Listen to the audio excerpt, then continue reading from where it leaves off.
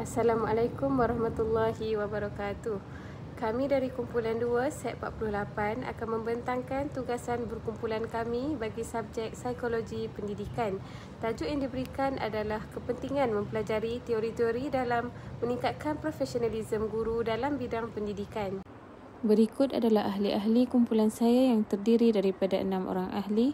Yang pertama, Aina Yasmin Muhammad Faisal, Intan Raihana Rosli, Nur Fatihah Rosnizam, saya sendiri Nurul Azrina Ahmad Zamri, Nur Farahanis Muhammad Faizal dan yang terakhir Nur Haliza Mat Yusof. Seterusnya saya akan menerangkan secara ringkas tentang pengenalan psikologi pendidikan. Psikologi pendidikan ialah cabang psikologi yang mengkaji bagaimana pelajar belajar dan bagaimana guru boleh mengajar dengan lebih berkesan. Ia membantu guru memahami perbezaan individu dalam kalangan pelajar dari segi kognitif, emosi dan sosial. Ia juga memberi tumpuan kepada perkembangan menyeluruh pelajar termasuk intelek, emosi, sasiah dan moral yang penting untuk kejayaan dalam pembelajaran. Selain itu, guru boleh mengaplikasikan teori pembelajaran seperti behaviorism, kognitivism, konstruktivism dan humanistik dalam merancang strategi pengajaran yang lebih berkesan. Akhir sekali, pengetahuan psikologi pendidikan membantu meningkatkan profesionalisme guru, menjadikan mereka lebih peka, empati dan berkesan dalam bilik darjah. Assalamualaikum warahmatullahi wabarakatuh. Nama saya Nur Haliza binti Maisuf. Nombor matrik P155465. Saya akan menerangkan salah satu kepentingan mempelajari teori psikologi dalam pendidikan iaitu memahami tingkah laku pelajar. Tugas guru bukan sahaja dalam memahami tingkah laku pelajar dalam pembelajaran, malah guru menjadi model kepada pelajar dan mewujudkan persekitaran sosial yang positif dan mengaplikasikan teori-teori tersebut dalam pengajaran.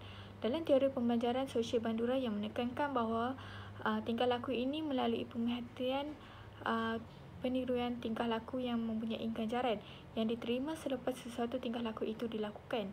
Sebagai contoh pemerhatian, guru menunjukkan cara bagaimana menangani konflik dengan betul iaitu dengan cara yang baik dan hormat. Secara tidak langsung, pelajar yang melihat tingkah laku tersebut akan cenderung untuk meniru perbuatan guru tersebut. Apabila menghadapi situasi yang samalah.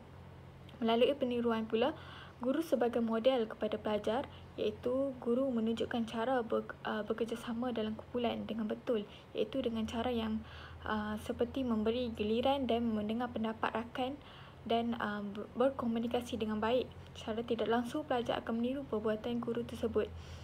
Seterusnya iaitu penguatan melalui ganjaran iaitu guru memberikan hadiah kecil kepada pelajar yang berjaya menjawab kuis dengan betul dan memberikan pujian kepada pelajar yang tidak dapat menjawab soalan dengan betul. Hal ini akan memberikan pelajar tersebut motivasi dan mengulangi perbuatan tersebut. Impak terhadap profesional, guru boleh rancang aktiviti yang lebih berkesan dan keupayaan guru dalam mendisiplinkan pelajar secara positif ianya dapat dikukuhkan dan lagi mengukuhkan lagi hubungan guru dengan pelajar iaitu melalui komunikasi yang sihat. Teori ini disokong oleh Pade 2022 iaitu guru sebagai model sangat beri pengaruh kepada pelajar. Mujahidah dan Yustiana 2023 iaitu tingkah laku manusia ini dipengaruhi oleh interaksi sosial dan pemikiran.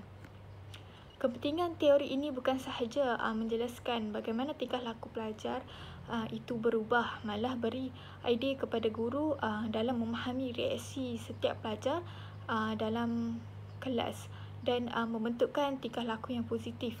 Sekian, terima kasih. Assalamualaikum dan salam sejahtera. Hari ini saya akan membentangkan tentang teori peningkatan kemahiran mengajar berdasarkan teori memproses maklumat. Teori ini menekankan bahawa otak manusia memproses maklumat secara bertahap, bermula daripada pemerhatian, penyimpanan hinggalah pengambilan semula maklumat. Tugas guru dalam konteks ini amat penting. Guru perlu mengatur isi pelajar agar mudah difahami, contohnya dengan menggunakan peta minda. Guru juga perlu menyediakan latihan, ulang kaji dan kuis untuk mengukuhkan memori pelajar. Maklumat yang kompleks harus dipecahkan kepada bahagian yang kecil atau cangkih.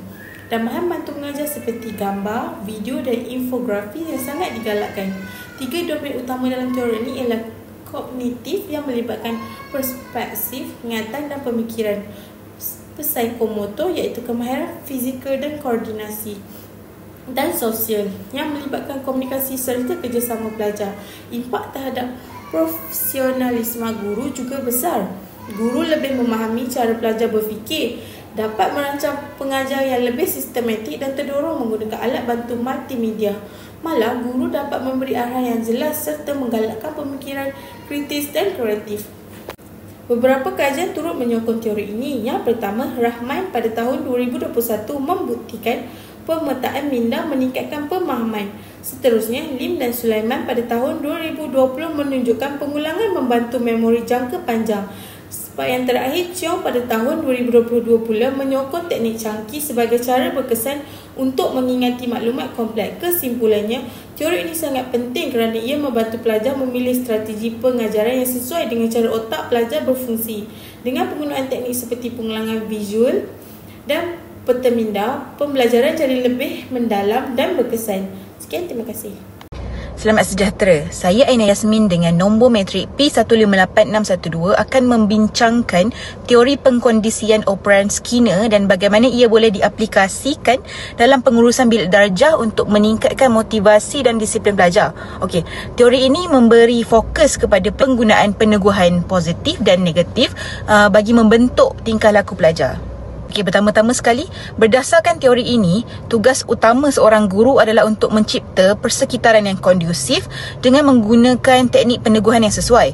Guru perlulah memberi ganjaran untuk tingkah laku positif dan mengelakkan tingkah laku negatif dengan pendekatan yang lebih berstruktur.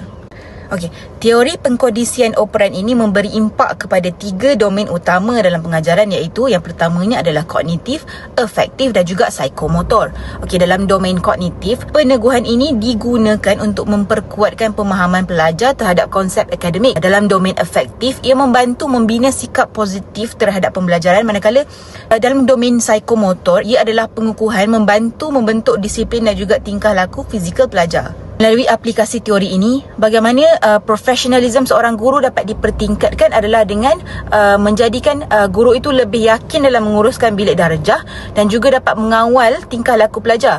Ini juga meningkatkan penlibatan pelajar dalam pembelajaran, seterusnya menjadikan suasana bilik darjah lebih positif dan juga produktif.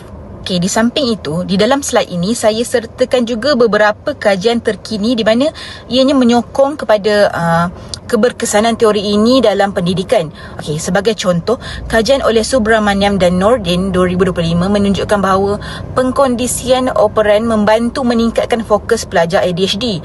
Manakala kajian daripada Alan Dika et al. 2023 menunjukkan bahawa permainan interaktif seperti Kahoot, Quizzes memperkukuhkan penlibatan pelajar dalam pembelajaran. Di samping itu, kepentingan utama teori Skinner ini terletak pada kemampuannya untuk membentuk tingkah laku positif dalam bilik darjah. Okey, dengan menggunakan peneguhan positif dan negatif, guru dapat meningkatkan motivasi pelajar, seterusnya memastikan pengurusan tingkah laku yang lebih berkesan dapat dicapai. Bagi menutup kesimpulan, teori pengkondisian operan Skinner ini memberikan panduan yang sangat berharga bagi guru dalam menguruskan tingkah laku pelajar. Okey, dengan menggunakan prinsip-prinsip ini, guru dapat mewujudkan persekitaran pembelajaran yang lebih kondusif, meningkatkan motivasi pelajar, seterusnya mempertingkatkan profesionalisme dalam profesyen perguruan. Sekian sahaja, terima kasih. Assalamualaikum, nama saya Nur Fatimah Nizam, nombor matrik saya P156354. Hari ini saya akan menceritakan tentang teori kecerdasan pelbagai yang diperkenalkan oleh Howard Gardner. Yang pertama, tugas guru. Guru memainkan peranan utama sebagai fasilitator pembelajaran dalam konteks MI. Guru bukan sahaja menyampaikan maklumat tetapi juga mengenal pasti kecerdasan dominan murid agar pembelajaran lebih bermakna dan menyeronokkan. Aktiviti pengajaran perlu dipelbagaikan kerana setiap murid mempunyai kekuatan yang berbeza-beza. Ada yang cemerlang dalam bahasa dan juga ada yang lebih dalam muzik atau pergerakan. Seterusnya, persekitaran inklusif sangat penting untuk memastikan semua murid, termasuk mereka yang tidak menyelah secara akademik tradisional, dapat menyinar dalam aspek yang lain. Seterusnya juga penilaian alternatif seperti portfolio, persembahan lisan, lakonan dan projek amat sesuai dengan prinsip MI kerana ia memberi peluang kepada murid menunjukkan kebolehan secara holistik. Yang seterusnya juga, kolaborasi dan kreativiti membantu murid membina keyakinan. dan belajar dalam kumpulan yang menyokong selari dengan kecerdasan interpersonal dan intrapersonal. Seterusnya, impak terhadap profesionalism guru. Yang pertama, guru yang menggunakan pendekatan MI akan lebih sensitif terhadap perbezaan individu dan ini akan meningkatkan kualiti pedagogi dalam diri mereka. Yang kedua, mereka akan terdorong untuk berinovasi, misalnya menggunakan drama untuk mengajar sejarah atau bernyanyi dalam mengajar sains. Yang terakhir, guru yang fleksibel dan bersedia mencuba kaedah baru akan lebih profesional dalam menyampaikan ilmu dan mengendalikan kelas seharian. Seterusnya, kajian yang menyokong. Yang pertama, Ahmad 2022. Kajian ini meneliti cabaran yang dihadapi oleh guru-guru sekolah rendah dalam mengaplikasikan teori kecerdasan pelbagai dalam pengajaran bahasa Inggeris kepada pelajar orang asli di Malaysia. Yang kedua, Kamarudin dan Saleh 2021. Kajian ini merupakan analisis konseptual yang meneliti integrasi teori kecerdasan pelbagai dalam pengajaran bahasa Inggeris. Ia menekankan kepentingan memahami dan mengaplikasikan pelbagai kecerdasan dalam bilik darjah untuk meningkatkan keberkesanan pengajaran dan pembelajaran. Selain itu, 5 domain utama, kita fokuskan kepada 5 kecerdasan utama dalam konteks pendidikan formal yang membantu guru merancang pelajaran dengan lebih sistematik dan praktikal. Kita pergi ke linguistik dan logik matematik. Ini adalah kecerdasan yang sering diutamakan dalam sistem peperiksaan tradisional, tetapi MI menambah nilai dengan mengiktiraf visual, kinestetik dan juga interpersonal yang sangat relevan dalam kemahiran abad ke-21. Dengan menekankan 5 domain ini, guru dapat mencapai pelajar yang pelbagai gaya belajar, bukan hanya yang cemerlang dalam peperiksaan bertulis tetapi cemerlang juga di dalam aktiviti lain. Dan terakhir, kepentingan utama teori. MI memperkenalkan idea bahawa tiada satu kaedah pembelajaran yang sesuai untuk semua yang selari dengan prinsip pendidikan inklusif. Penglibatan pelajar akan meningkat apabila mereka rasa diiktiraf dan dihargai melalui kecerdasan yang mereka kuasai. Dengan adanya MI, pendidikan tidak tertumpu kepada peperiksaan semata-mata tetapi lebih kepada perkembangan potensi individu secara menyeluruh. Itu sahaja daripada saya. Terima kasih. Assalamualaikum dan selamat sejahtera. Saya Intan Rehana binti Rosli, nombor matrik saya P157099. Baiklah, hari ini saya ingin membincangkan tentang peningkatan hubungan antara guru dan pelajar yang di mana merupakan aspek penting dalam pembelajaran. Baiklah, di sini saya akan menyentuh 5 dominan utama yang mendukung hubungan positif ini, iaitu hubungan interpersonal, komunikasi berkesan, empati guru, persekitaran pembelajaran kondusif dan juga profesionalisme guru. Okey, baiklah. Untuk isi utama di mana saya akan menekankan kepada peranan guru. Guru memainkan peranan penting, antaranya membina komunikasi yang berkesan, menunjukkan empati, memberi sokongan moral dan akademik, memberi model teladan serta mewujudkan suasana positif di kelas. Semua elemen ini adalah asas kepada hubungan yang kuat antara guru dan pelajar. Dan nombor 2, impak terhadap profesionalisme guru, di mana hubungan yang baik dapat meningkatkan profesionalisme guru. Kajian menunjukkan bahawa guru yang membina hubungan positif dengan pelajar berpeluang meningkatkan kemahiran komunikasi, motivasi dan kepuasan kerja. Ini juga menyumbang kepada pembentukan imej pendidik yang berwibawa. Baiklah, berbalik kepada 5 dominan utama tadi. Okey, baiklah. Nombor 1 adalah komunikasi berkesan. Elemen ini menekankan peranan komunikasi yang jelas dan terbuka dalam membina hubungan baik. Guru perlu memastikan mesej yang disampaikan dengan cara yang difahami oleh pelajar, sekaligus meningkatkan motivasi mereka lah supaya mereka lebih faham. Yang kedua adalah empati, di mana empati membolehkan guru memahami keperluan pelajar secara emosi dan juga akademik, dan ini dapat memperkukuhkan kepercayaan antara kedua-dua belah pihak, antara guru dan juga murid. Baiklah, yang ketiga adalah persekitaran pembelajaran yang kondusif, di mana guru perlu mewujudkan suasana yang selamat dan positif. Jadi pelajar akan lebih yakin untuk menyatakan pandangan mereka dan pembelajaran yang lebih berkesan. Baiklah, elemen keempat dan kelima di mana gabungan penerangan elemen lain di sini untuk memanfaatkan masa sebagai contoh fokus kepada profesionalisme guru dan bagaimana ia menyokong pembinaan hubungan berkualiti. Sebagai contoh, kajian daripada DevPress pada tahun 2023 mendapati bahawa hubungan guru pelajar berkait rapat dengan kecergasan emosi pelajar. Kesimpulan untuk teori yang telah saya bentangkan tadi ini memberi panduan yang jelas tentang bagaimana hubungan yang positif dapat memperbaiki persekitaran pembelajaran dan meningkatkan profesionalisme guru. Dengan melaksanakan elemen yang dicadangkan tadi yang telah saya sebutkan dalam pembentangan ini, kita boleh mencapai suasana pendidikan yang lebih kondusif dan juga efektif. Baiklah, sekian, terima kasih daripada saya. Assalamualaikum warahmatullahi wabarakatuh. Nama saya Nurul Azrina binti Ahmad Zamri, nombor matrik P155839. Okey, di sini saya akan menerangkan kenapa pentingnya teori memupuk kemahiran sosial dan emosi dalam meningkatkan profesionalisme guru. Okey, sebagai yang kita sedia tahu, guru ni bukan sahaja penyampai ilmu, tapi dia juga menjadi model emosi dan sosial untuk para pelajar. Kemahiran sosial dan emosi ni sangat penting dalam membentuk persekitaran pembelajaran yang sihat. Ia juga dapat meningkatkan keupayaan pengurusan bilik darjah secara efektif dan teratur. Teori sosial dan emosi juga membantu guru menjadi lebih profesional dalam pendekatan pedagogi dan interaksi sosial. Okey, apa itu kemahiran sosial dan emosi? Kemahiran sosial ni adalah satu keupayaan untuk memahami, mengurus emosi, membina hubungan dan membuat keputusan yang beretika. Ia meliputi 5 domain utama. Yang pertama, kesedaran diri. Yang kedua, pengurusan diri. Yang ketiga, kesedaran sosial. Yang keempat, kemahiran hubungan. Dan yang terakhir, pengambilan keputusan bertanggungjawab. Okey, di sini terdapat beberapa impak yang boleh saya huraikan tentang teori kemahiran sosial dan emosi ini terhadap profesionalisme guru. Okey, yang pertama, pengurusan konflik lebih berkesan. Okey, guru dapat menangani cabaran pelajar dengan tenang dan adil, dan secara tak langsung dapat mengurangkan stres dan meningkatkan kesejahteraan emosi guru. Okey, yang keduanya, kepimpinan emosi. Guru ni dilihat sebagai pemimpin berpengaruh yang mengilhamkan seseorang pelajar.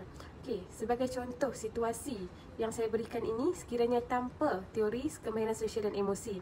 Apabila seseorang guru itu mudah marah dan berkomunikasi secara kasar, automatik hubungan pelajar dan guru tersebut akan terganggu. Okey, situasi yang kedua sekiranya dengan teori sosial dan emosi ini, apabila guru itu mengawal emosi dan mendengar luahan pendapat pelajar dengan empati, secara tak langsung pelajar akan bersifat lebih terbuka dan mudah menerima. Okey, dan yang akhir sekali, etika dan empati. Okey, teori ini memberi impak dalam menyokong pembangunan nilai murni, iaitu guru dapat menjadi model teladan nilai-nilai murni kepada para pelajar dan dapat mengukuhkan integriti profesional serta meningkatkan kepercayaan masyarakat terhadap profesi perguruan. Okey, berikut adalah beberapa kajian yang menyokong teori memupuk kemahiran sosial dan emosi dalam meningkatkan profesionalisme guru. Yang pertama, kajian Durlak et al. 2022 menerangkan guru yang mengamalkan teori sosial dan emosi ini menunjukkan tahap burnout yang lebih rendah. Yang keduanya, Goldman Daniel 2022 menunjukkan kecerdasan emosi dalam kalangan guru membantu meningkatkan kualiti pengajaran dan pembelajaran. Okey, akhir sekali, secara kesimpulan, teori sosial dan emosi adalah asas yang sangat penting dalam pembangunan profesionalisme guru. Ia membantu guru menjadi lebih cekap, stabil secara emosi dan dihormati. Okey, pada pendapat saya, pelaburan dalam latihan teori sosial dan emosi adalah pelaburan ke arah pendidikan yang berkualiti tinggi. Sekian, terima kasih. Apa yang dapat saya simpulkan daripada video-video yang telah kami perbentangkan tadi, psikologi pendidikan dalam membentuk guru yang profesional dan berkemahiran tinggi. Dengan memahami teori seperti behavior, kognitif, konstruktif dan juga humanitik, guru dapat merancang pengajaran yang lebih efektif dan berpusatkan belajar. Selain itu, ilmu psikologi membantu guru memahami perkembangan mengenai emosi, kognitif dan sosial pelajar yang membolehkan mereka menangani kepelbagaian gaya pembelajaran dan tingkah laku di dalam bilik darjah. Guru juga menjadi lebih reflektif, empati dan bijak menguruskan hubungan interpersonal yang secara langsung meningkatkan tahap profesional mereka. Kesannya, pendidikan menjadi lebih berkualiti, memberi manfaat kepada pelajar dan sekolah secara keseluruhan. Sekian, terima kasih daripada pembentangan kumpulan kami.